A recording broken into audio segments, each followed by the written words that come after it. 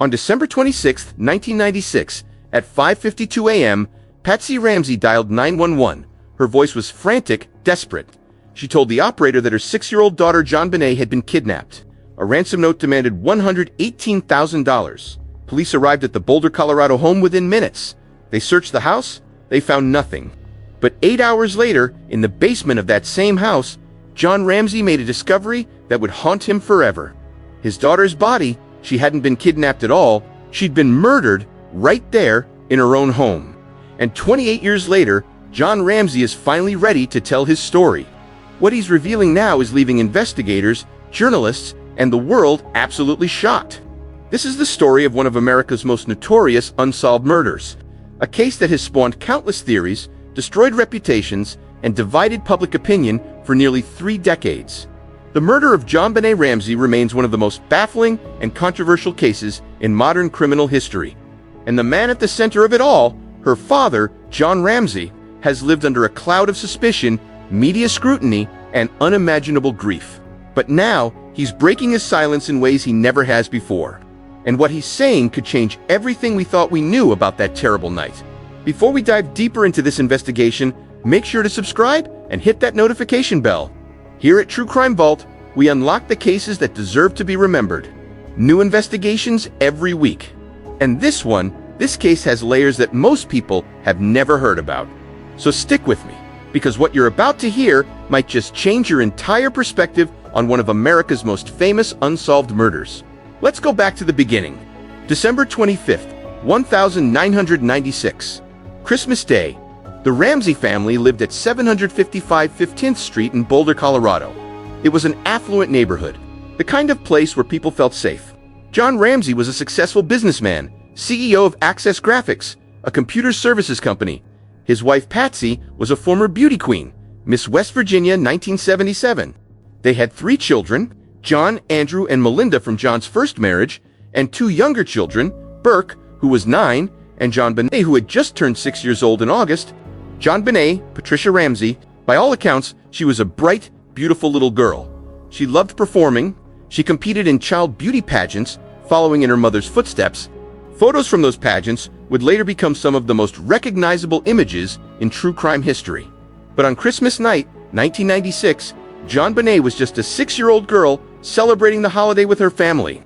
They'd spent the evening at a friend's house for a Christmas party. The Ramseys returned home around 9:30 p.m. Patsy would later state that she put JonBenet to bed shortly after they got home. The little girl was tired. She'd eaten some pineapple, brushed her teeth, and gone to sleep. Or so they thought. That was the last time Patsy Ramsey saw her daughter alive.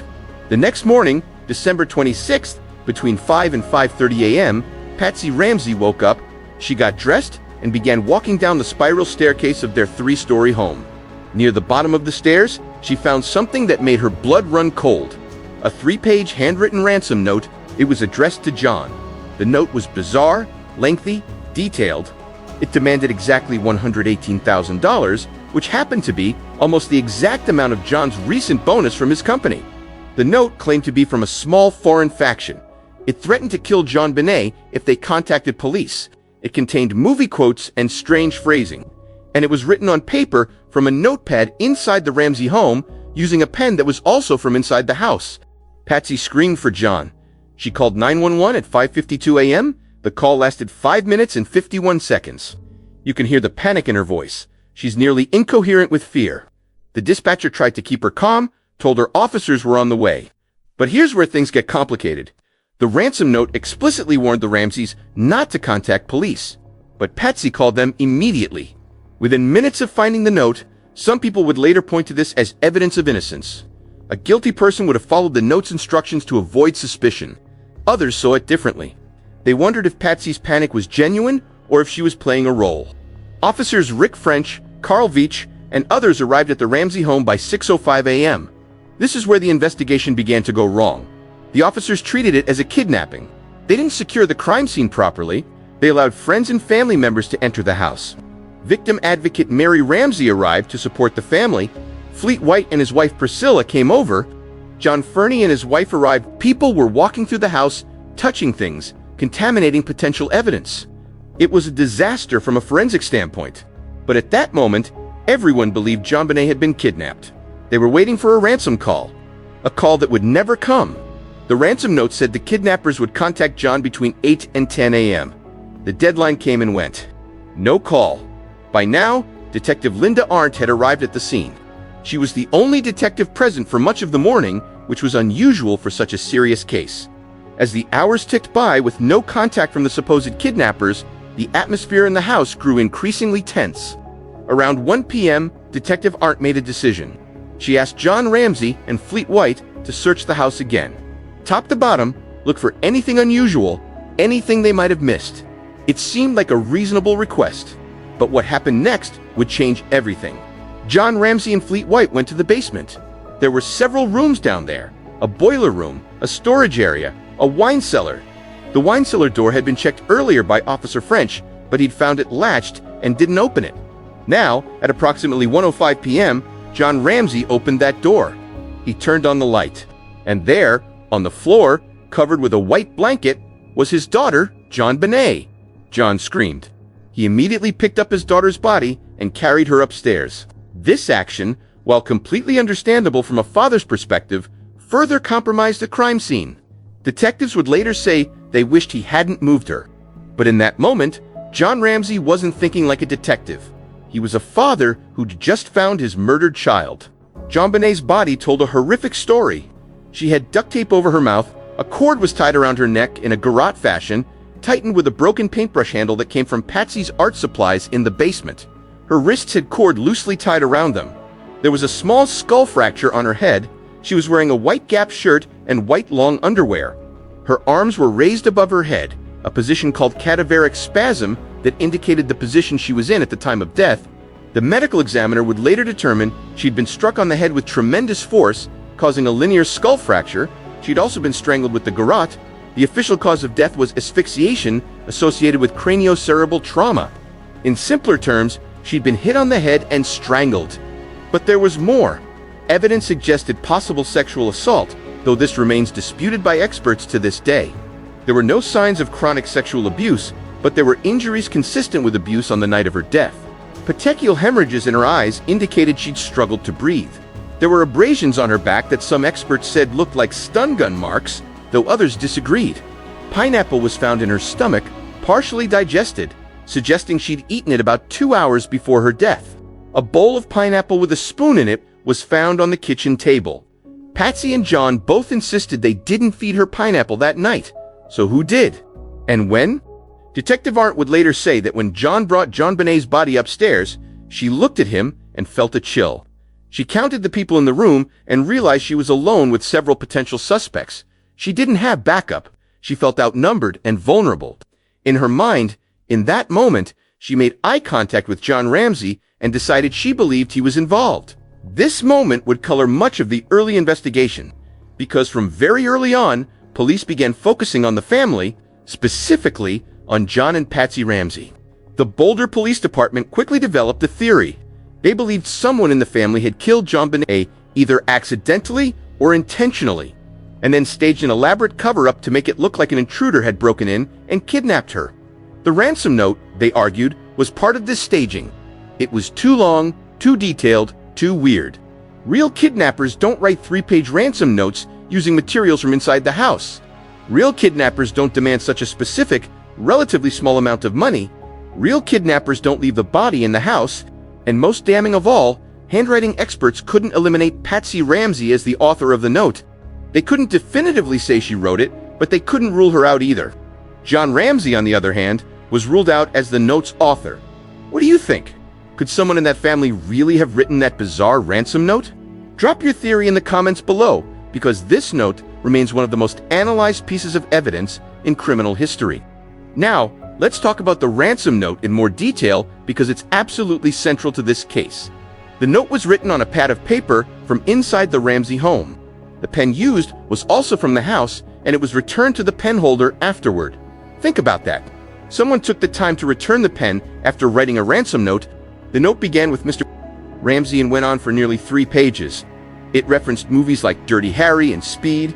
It used phrases like attaché and Southern common sense. It mentioned John's business, his bonus, even seemed to contain inside knowledge about the family's finances. The amount demanded, $118,000, was eerily close to John's year-end bonus of $118,117.50. Police found a practice note in the trash. Someone had started writing Mr. and Mrs. and then stopped, crumpled it up, and started over with just Mr. Ramsey. This suggested the note was written in the house, not brought in by an intruder. But here's the thing. Writing a fake ransom note in the house after murdering your child while your family sleeps upstairs and taking the time to write a practice draft. That requires a level of cold, calculated nerve that seems almost impossible to fathom. It also requires time. Experts estimated it would take about 21 minutes to write the note by hand. Could someone really sit in that house with a dead child in the basement and spend 21 minutes writing a 3-page ransom note? The note itself contained numerous oddities. It claimed to represent a small foreign faction, but was written in perfect English with no foreign idioms or errors that would suggest a non-native speaker. It warned repeatedly not to contact police or an appropriate country would be called, which is awkward phrasing. It used the phrase hence and attaché, which seemed unusual. It said, "Don't try to grow a brain." John, which is a line from the movie Dirty Harry, it mentioned that the group respected John's business, but not the country it served. It ended with victory. SBTC. No one has ever definitively explained what SBTC stands for. Some theorists have suggested saved by the cross or other religious phrases, but nothing has been confirmed. Police also focused on other evidence that suggested staging. There was a window in the basement that had a broken pane. John Ramsey explained that he'd broken it himself months earlier when he'd locked himself out. But some investigators theorized that someone had disturbed the dust and cobwebs around that window on the night of the murder, suggesting it was used as a staged entry point for an intruder who didn't actually exist. There was a suitcase positioned under the window that could have been used as a step, but there were no footprints in the frost outside the window. No disturbance of the mulch outside. In December in Colorado, you'd expect to see some evidence of someone entering or exiting through that window, but there was nothing. Then there's the issue of the flashlight. A flashlight was found on the kitchen counter. It had been wiped clean. No fingerprints, not even the Ramsey's prints. Who wipes down a flashlight in their own home? Police theorized that this flashlight might have been the weapon used to strike JonBenet on the head. The dimensions of the flashlight matched the skull fracture. But this was never proven, and the Ramseys insisted the flashlight wasn't even theirs, though Burke later said it might have been his. As the investigation progressed, Boulder police became increasingly convinced that Patsy Ramsey had written the ransom note and that someone in the family was responsible. They pointed to the fact that there were no signs of forced entry. No footprints in the snow outside the house, though this was later disputed as the ground wasn't fully covered in snow. The Ramseys' story seemed, to investigators, too convenient, too staged, too perfect. But there was a major problem with this theory. There was absolutely no history of abuse in the family. No prior reports. No red flags. Friends and family described the Ramseys as loving parents. JonBenet's teachers saw no signs of abuse or fear. Child Protective Services had never been involved. If this was a family that killed their child, they'd hidden it extraordinarily well. On December 27th, the day after JonBenet's body was found, the Ramseys left Boulder. They went to Atlanta, where Patsy's family lived. This decision would be held against them for years. Critics said they fled. They should have stayed and cooperated. But the Ramseys maintained they needed to bury their daughter and grieve with family. They attended JonBenet's funeral in Atlanta on December 31st. Patsy collapsed at the service. Friends said she was absolutely destroyed, but suspicion followed them everywhere. The media had already begun its feeding frenzy, and public opinion was turning against them. By early 1997, the Ramsey case had become a media sensation. It had everything: a beautiful child beauty queen, wealthy parents, a mysterious murder, conspiracy theories. The national media descended on Boulder like vultures. Tabloids ran wild with speculation. The Ramseys were tried and convicted in the court of public opinion long before any actual evidence was presented. Shows like Larry King Live and Good Morning America featured the case repeatedly. Newspapers published leaked details from the investigation. The Boulder Police Department was criticized for mishandling the case. The district attorney's office was accused of protecting the Ramseys. It became a circus. And at the center of it all were John and Patsy Ramsey, grieving parents who found themselves painted as potential murderers. In April 1997, John and Patsy Ramsey gave their first major interview to CNN. they vehemently denied any involvement in their daughter's death. They cooperated with investigators, though their lawyers carefully controlled the terms of that cooperation. They gave handwriting samples, they gave hair samples, blood samples, DNA samples. They took polygraph tests, though Boulder police questioned the validity of those tests since they were administered by experts hired by the Ramseys, lawyers rather than by law enforcement. The results showed no deception, but skeptics dismissed them. The investigation continued for months. Police interviewed over 600 people. They collected evidence, they consulted with FBI profilers, but they couldn't build a prosecutable case against the Ramseys. There simply wasn't enough physical evidence to prove, beyond a reasonable doubt, that John or Patsy had killed JonBenet. Meanwhile, an alternative theory was gaining traction. What if an intruder really did kill JonBenet? What if the Boulder police had tunnel vision, focusing only on the family while the real killer went free? Let's examine the intruder theory. Despite what Boulder police believed, there actually was significant evidence that an unknown person might have been in the Ramsey home that night. First, there was DNA evidence. Unidentified male DNA was found in JonBenet's underwear mixed with her blood. This DNA was from skin cells, not semen, which ruled out certain types of sexual assault but confirmed that some unknown male had been in contact with her underwear. The DNA didn't match anyone in the Ramsey family. It didn't match any of their friends or visitors. It wasn't in any database. This unknown male DNA would become one of the most important pieces of evidence in the case. In 2008, this DNA evidence was retested using newer, more advanced technology. The results were striking. The same unknown male DNA profile found in the underwear was also found on the waistband of JonBenet's long underwear in 2 different spots. This suggested it wasn't just random touch DNA from the manufacturing process, as some had theorized. It was likely deposited during the assault. It belonged to whoever had handled JonBenet that night, and it wasn't anyone in the Ramsey family. This discovery was significant enough that in July 2008, District Attorney Mary Lacey issued a public apology to the Ramsey family. She officially cleared them of any involvement in their daughter's death based on the DNA evidence. She stated that the Ramseys were victims of an intruder, but the apology came too late for Patsy Ramsey. She had died of ovarian cancer in June 2006, still under the cloud of public suspicion, never fully cleared in the eyes of many Americans. She died not knowing that 2 years later, DNA evidence would officially exonerate her family. John Ramsey was devastated. He'd lost his daughter to murder and his wife to cancer, all while being accused of the most heinous crime imaginable. And now, nearly 2 decades after that, he's still fighting for justice, still searching for answers, still demanding that Boulder police do more to find his daughter's killer. There were other pieces of evidence that supported the intruder theory. A boot print was found in the basement near JonBenet's body. It was from a high-tech boot. None of the Ramseys owned high-tech boots. Burke, who was 9 years old at the time, didn't own high-tech boots. So whose boot was it? Police suggested it might have come from one of the investigators or first responders who'd walked through the scene, but that was never confirmed. There was also a palm print found on the wine cellar door that didn't match anyone in the Ramsey family. Whose print was it? It remained unidentified. Then there's the stun gun theory. Lou Smith, a legendary detective who was brought in to help with the investigation, became convinced that the marks on JonBenet's body were consistent with a stun gun. He believed an intruder had used a stun gun to subdue JonBenet, then carried her to the basement where the murder occurred. He demonstrated that the spacing and pattern of the marks matched specific stun gun models. Other experts disagreed, saying the marks could have been caused by other means, perhaps even the train tracks from Burke's toy train set, but Smith remained convinced. He worked the case until his death in 2010, always believing the Ramseys were innocent.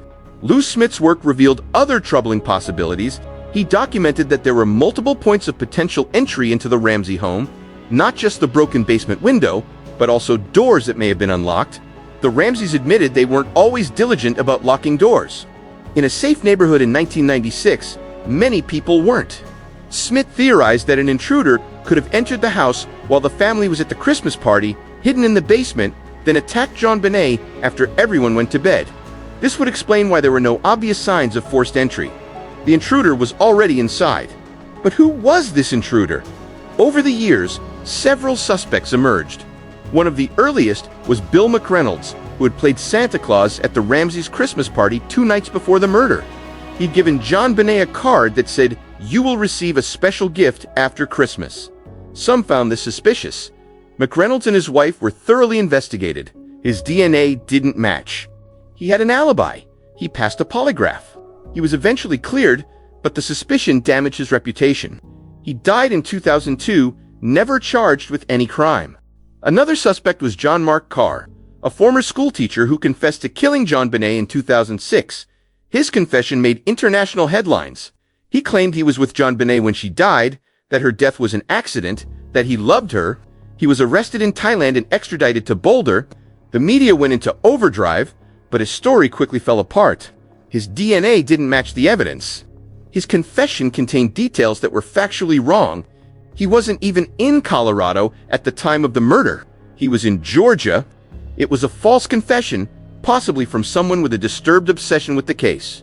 Charges were never filed. Carr was released. It was an embarrassing episode for law enforcement and another painful reminder for John Ramsey that justice remained elusive. There were other persons of interest over the years. Michael Helgoth, a man who owned a pair of high-tech boots, who had a stun gun, and who allegedly made comments about the Ramsey case before dying by suicide in 19... Gary Oliva, a known sex offender who was in Boulder at the time and who allegedly confessed to a friend in letters that he'd hurt a little girl. He's been in prison for child pornography charges, but he's never been charged in JonBenet's murder. His DNA reportedly didn't match. The case has attracted dozens of possible suspects, confessions, and theories, but none have resulted in an arrest. Throughout all of this, John Ramsey has maintained his innocence and his commitment to finding his daughter's real killer. After Patsy's death, he remarried, he tried to rebuild his life, but he never stopped fighting for JonBenet. He's given numerous interviews over the years, he's written a book, he's appeared on talk shows, news programs, podcasts, and in recent years, he's become increasingly vocal about what he sees as the failures of the Boulder Police Department. He's accused them of incompetence, of bias, of protecting their flawed initial investigation rather than pursuing new leads. In recent interviews, John Ramsey has made shocking allegations. He claims that Boulder police have denied requests to use advanced DNA technology that might identify the killer. He says there are multiple pieces of evidence that have never been properly tested with modern techniques. He's pointed to genealogical DNA testing, the same technology that solved the Golden State Killer case and dozens of other cold cases. This technology can take an unknown DNA profile and search through genealogical databases to find relatives of the DNA donor, essentially building a family tree that leads to a suspect. It's revolutionized cold case investigations, and John Ramsey is demanding that Boulder police use it on his daughter's case. According to John, the police have resisted these efforts. He's accused them of being more interested in protecting their reputation than in solving the crime. He said that they seem more concerned with defending their original theory that the family was involved than with pursuing the evidence wherever it leads. He's called for an independent investigation, for the case to be turned over to another agency, for a fresh set of eyes to look at everything without the baggage of the past. And he's not doing this quietly. He's doing it publicly, loudly, in interviews that are reaching millions of people. In a recent interview with a major news outlet, John Ramsey said something that stunned viewers. He said he believes he knows why the Boulder Police Department has been reluctant to pursue advanced DNA testing.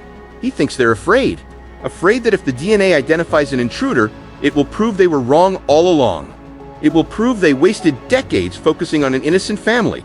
It will open them up to criticism, lawsuits, public humiliation, and according to John, they'd rather let a child killer remain free than admit they made a mistake. Those are strong words, shocking words. And they're coming from a man who's been fighting this battle for 28 years. John Ramsey is now in his 80s. He spent more than half his life under suspicion, grief-stricken, fighting for justice. He's lost his daughter, his wife, his privacy, his reputation, and yet he continues. He says he won't stop until JonBenet's killer is identified. He's petitioned Colorado Governor Jared Polis to intervene to order an independent investigation. He's working with advocacy groups. He's giving interviews to anyone who will listen, and people are listening. Because after all these years, there's a growing sense that maybe, just maybe, John Ramsey has been telling the truth all along. Public opinion has shifted significantly in recent years. The DNA evidence is hard to ignore. The fact that the same unknown male DNA was found in multiple locations on JonBenet's clothing suggests it wasn't contamination. It was deposited by someone who had direct contact with her, someone who isn't in any database, someone who's never been identified. That person, many now believe, is the real killer. And that person might still be out there, living freely.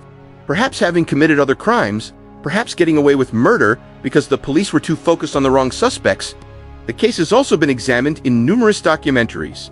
In 2016, CBS aired a documentary called The Case of JonBenét Ramsey, which suggested Burke Ramsey, JonBenet's brother, might have accidentally killed her and that the parents covered it up.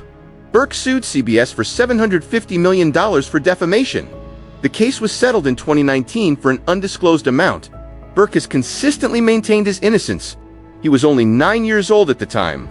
He was asleep in his bed when his sister was killed. He said he remembers nothing unusual from that night. He's taken polygraph tests as an adult. He's given interviews defending his family. And yet, conspiracy theories about his involvement persist online. Netflix released a documentary in 2017 titled Casting JonBenet, which took a different approach, examining how the media and public perception shaped the case. Other documentaries have focused on Lou Smith's intruder theory, on the DNA evidence, on the failures of the Boulder Police Department. With each new documentary, with each new interview John Ramsey gives, more people are re-examining their assumptions. More people are asking, what if we got this wrong? What if the Ramseys really were innocent victims all along? Technology has advanced dramatically since 1996. DNA testing is exponentially more sophisticated. Genetic genealogy has solved cases that were cold for 40, 50 years. There's no reason it couldn't solve this case, too. If the unknown male DNA profile is entered into genealogical databases, there's a real chance it could lead to a suspect. It could finally give John Ramsey the answer he's been seeking for nearly 3 decades. It could give JonBenet justice, but only if the authorities are willing to pursue it. John Ramsey's recent statements have put pressure on Boulder police in ways they haven't experienced before. The court of public opinion is turning. People are demanding action. They're demanding that the DNA be tested with modern technology. They're demanding accountability, and Boulder police are facing a choice. They can continue to resist, continue to defend their original investigation, and face increasing public criticism. Or they can do what many believe they should have done years ago, admit they may have been wrong. Pursue the DNA evidence aggressively, and finally give this case the independent, unbiased investigation it deserves. In early 2024, John Ramsey appeared on a popular podcast where he revealed something that left listeners shocked. He said that in recent years, he's been contacted by former Boulder police officers and investigators who privately admitted to him that they believe the department got it wrong. They believe an intruder killed JonBenet. They're troubled by how the case was handled, but they're afraid to speak publicly because it would end their careers, damage relationships with former colleagues, and expose them to backlash. John said these conversations have been bittersweet, validating because it confirms what he's known all along, but infuriating because these people won't go public. They won't help pressure the department to change course. They're protecting themselves while a killer remains free. What do you think happened to JonBenet Ramsey? Do you believe an intruder killed her? Or do you think someone in the family was involved? Drop your thoughts in the comments. This case has divided people for decades, and your perspective matters. The question that haunts this case is simple but profound. If the unknown male DNA doesn't belong to anyone in the Ramsey family, anyone who had legitimate access to the house, or anyone in law enforcement who responded to the scene, then whose DNA is it? It has to belong to someone, and that someone had direct physical contact with JonBenet on the night she died. That's not speculation. That's forensic fact. So who is that person? Where are they now? And why, in 2025, hasn't every possible resource been dedicated to identifying them?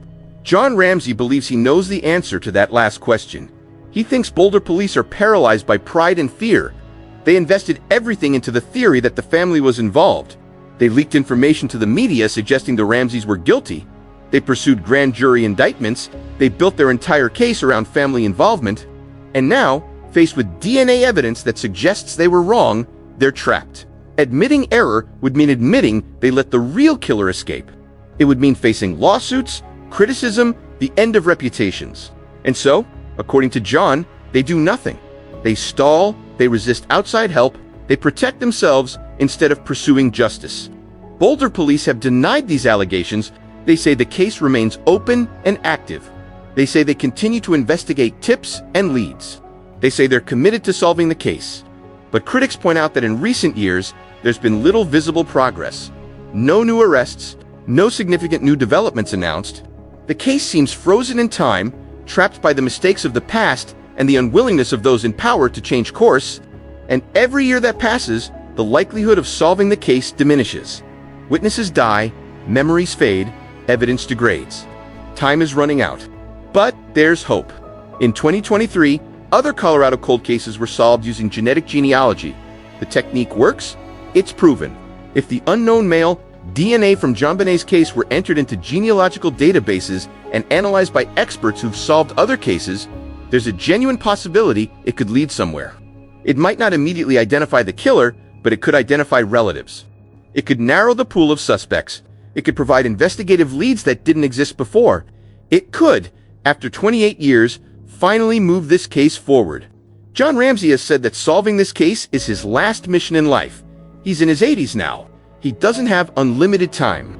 He wants to see his daughter's killer identified and brought to justice before he dies. He wants his family's name fully cleared, not just in the eyes of the law, but in the eyes of the public. He wants people to understand that they were victims, not perpetrators. And he wants to ensure that no other family has to endure what his family endured. Losing a child to murder and then being accused of that murder by the very people who should have been searching for the real killer, the JonBenét Ramsey case has become emblematic of everything that can go wrong in a criminal investigation. Crime scene contamination, tunnel vision, media interference, public prejudgment, ego and politics overriding the search for truth. It's a cautionary tale for law enforcement, for media, and for society. But it's also a reminder of something important. Cases can be solved even decades later. Technology improves, new witnesses come forward, old evidence can be re-examined with fresh eyes. It's never too late for justice unless we give up, unless we decide that protecting reputations is more important than finding killers. Unless we let pride win over truth. John Ramsey is not giving up. He's fighting harder now than ever. His recent interviews have been candid, emotional, and powerful. He's naming names, he's making specific accusations, he's demanding specific actions. He's not being polite or diplomatic anymore. He doesn't have time for that. He's an elderly man who watched his 6-year-old daughter be murdered and then spent 3 decades being blamed for it. He's done playing nice, and people are responding. Social media has amplified his message. Podcasts and documentaries are reaching new audiences. A generation that wasn't even born when JonBenet died is now learning about the case and demanding answers. There's also been renewed attention on how the media covered this case in 1996 and 1997. Looking back, it's shocking how the Ramseys were treated. They were tried and convicted by tabloids and television shows with virtually no actual evidence against them. Their grief was analyzed and found wanting. Patsy's behavior at the funeral was called fake. John's composure was called suspicious. The fact that they lawyered up immediately was seen as proof of guilt, even though any criminal defense attorney will tell you that's exactly what innocent people should do when they're being investigated for murder. The media failed the Ramseys spectacularly, and that failure contributed to decades of misdirection in the investigation. In 2024 and early 2025, several major media outlets have published retrospectives on the case, many of them acknowledging that the media got it wrong. They bought into police leaks and speculation. They reported unverified information as fact. They destroyed reputations without sufficient evidence. These mea culpas are important, but they don't undo the damage. Patsy Ramsey died without seeing these admissions. She died still widely suspected by millions of people. That's a tragedy on top of a tragedy. The people who knew the Ramseys best, their friends, their family, their colleagues, have consistently defended them. They describe John as a devoted father, successful businessman, man of integrity. They describe Patsy as a loving mother who adored her children. They say the idea that either of them could have harmed JonBenet is absurd. These aren't people with something to gain by defending the Ramseys. They're people who knew them personally and can't reconcile the accusations with the people they knew.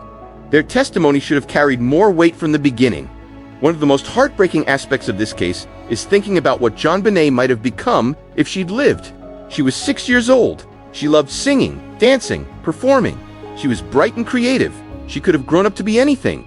An actress, a singer, a teacher, a mother. She had her whole life ahead of her. And it was stolen from her by someone who's never been held accountable. That's the real tragedy here. Not the media circus, not the damage to reputations, but the loss of a child and the failure for nearly 3 decades to bring her killer to justice. John Ramsey recently said something in an interview that really resonated.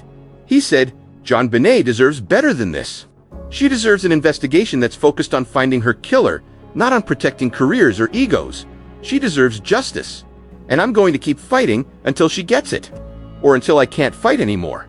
Those words reflect a father's love and a father's determination. They also reflect a damning indictment of how this case has been handled. So where does the case stand today? At the end of 2024 and into 2025? Officially, it remains open and unsolved. The Boulder Police Department is still the primary investigative agency, though they've worked with other agencies over the years. The physical evidence, including the DNA samples, are in their possession. John Ramsey and his legal team continue to push for genealogical DNA testing and for more aggressive investigation. They've offered to pay for private labs to do the work. They've offered to bring in outside experts. So far, those offers haven't resulted in the breakthrough they're hoping for. There have been some positive developments. In recent years, Boulder police have indicated they're open to using new technology. They've said they're reviewing the case with fresh eyes. They've acknowledged that investigative techniques have improved since 1996, but John Ramsey and his supporters say these are just words. They want action. They want to see evidence submitted to genealogical databases.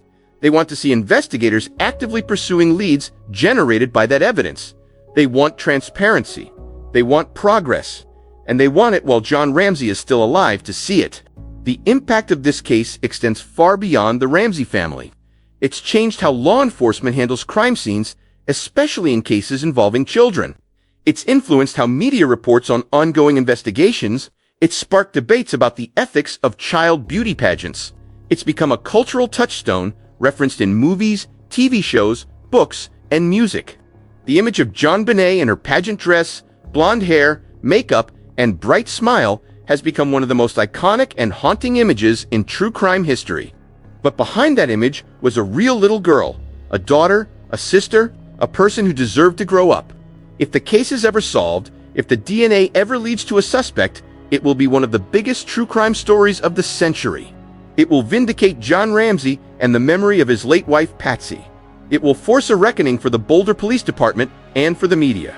Outlets that convicted the Ramseys without evidence. And most importantly, it will finally give JonBenet the justice she's been denied for almost 3 decades. That's what everyone who cares about this case is hoping for. Not for vindication of theories or egos, but for justice for a murdered 6-year-old girl. John Ramsey's decision to speak out so forcefully now is strategic. He knows that public pressure can force action. He knows that in the age of social media and true crime documentaries, cases can be reopened and solved because of public attention. He's seen it happen with other cases. The Golden State Killer was caught because investigators finally used genealogical DNA.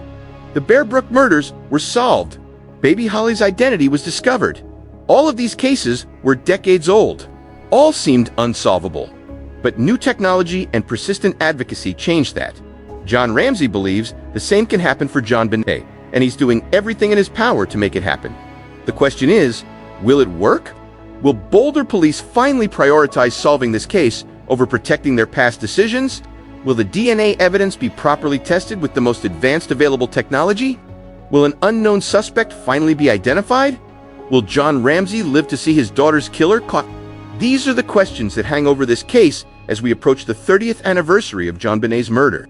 The clock is ticking for justice, for truth, for a father who's never stopped fighting for his little girl. Today, John Ramsey lives a relatively quiet life, remarried and trying to find peace. But he's never stopped being JonBenet's advocate. He's never stopped demanding answers. And he's never stopped believing that one day, the truth will come out. His recent interviews suggest he's more hopeful now than he's been in years. He believes the tide is turning. He believes public opinion has finally shifted in his favor. And he believes that modern DNA technology can accomplish what decades of traditional investigation could not. Identify his daughter's killer. The JonBenet Ramsey case is a story of tragedy, injustice, and persistence. It's a story of a little girl who died too young, a family torn apart by grief and suspicion, and a father who refused to give up even when the world turned against him. It's a story of investigative failures, media excess, and the limitations of 1990s forensic science. but it's also a story about hope. Hope that justice delayed is not justice denied. Hope that even the coldest cases can be solved. Hope that truth eventually prevails. If you followed this case over the years, you know how complex and controversial it is. If you're learning about it for the first time, you're probably shocked at how badly it was handled and how long it's gone unsolved. Either way, one thing is clear: JonBenét Ramsey deserves justice. Her family deserves peace. And the person responsible for her death deserves to be held accountable. Whether that happens depends on the willingness of those in power to put ego aside, embrace new technology, and finally do what should have been done 28 years ago: follow the evidence wherever it leads, even if it means admitting mistakes were made. John Ramsey's message to the world is simple: don't forget JonBenet. Don't let this case fade into history unsolved. Keep asking questions, keep demanding answers. Keep pressure on law enforcement to use every available tool to identify the unknown DNA. Because somewhere out there, someone knows what happened. Someone has information. And with enough attention, enough persistence, and enough technological advancement, that person can be found. The killer can be identified, justice can be served. It's not too late. It's never too late. If this case intrigued you, make sure to subscribe to True Crime Vault for more in-depth investigations. Hit that like button and drop a comment with your thoughts on what you think really happened that night in Boulder. Do you believe the DNA will finally solve this case? Do you think John Ramsey will see justice in his lifetime? Let me know below. And remember, these aren't just stories. These are real people, real lives, and real mysteries that deserve to be remembered. JonBenet, Patricia Ramsey, taken from this world far too soon, but not forgotten. Never forgotten.